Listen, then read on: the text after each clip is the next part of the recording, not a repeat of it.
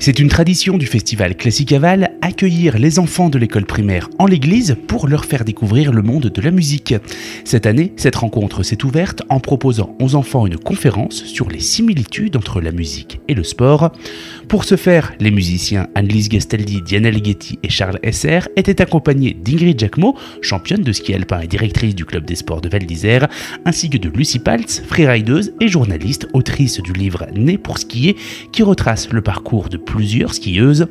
Ensemble, pendant un peu plus d'une heure, ils ont expliqué aux enfants les rapports entre ces deux mondes différents mais pleins de similitudes, un moment toujours important pour la directrice artistique Annelise Gastaldi. Cette rencontre, c'est toujours un moment extrêmement précieux de Classicaval, parce que ça permet de voir que rien n'est si loin de rien. On peut tout, on a des pistes communes, et on se retrouve à cette occasion pour parler de ça avec des tout petits qui ont leur spontanéité, et c'est merveilleux. Skieurs, pianistes, voilà, tout ça fait un précipité, comme on dit en chimie, merveilleux. De l'importance du tempo, du rythme pour ne pas rater une note ou ne pas rater une porte, à l'entraînement et à la prestation avant une course ou un concert, en passant par le track avant un départ, les rapports sont nombreux. Il y a beaucoup de similitudes, parce qu'en fait, un musicien est un peu comme un sportif de haut niveau.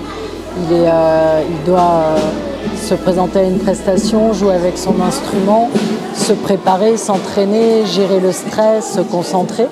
Donc aujourd'hui, on a abordé tous ces thèmes-là qui sont très similaires, et c'est intéressant de le transmettre aussi aux enfants, parce qu'ils ont aussi une vue qui est différente de leur jeune appréciation des instruments, et aussi du sport, parce qu'ils sont pratiquement tous, je pense, pratiquants en ski.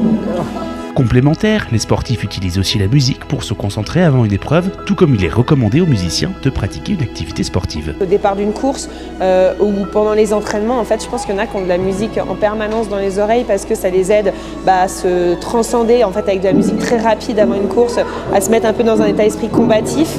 Et puis à l'inverse, de la musique beaucoup plus calme pour se mettre dans une bulle au moment où ça le nécessite. Dernier point abordé, l'importance de l'échec. Jouer une fausse note, comme ne pas arriver premier sur une course, n'est pas une fatalité. L'échec est aussi source d'enseignement, une leçon qui vaut en musique, dans le sport ou à l'école.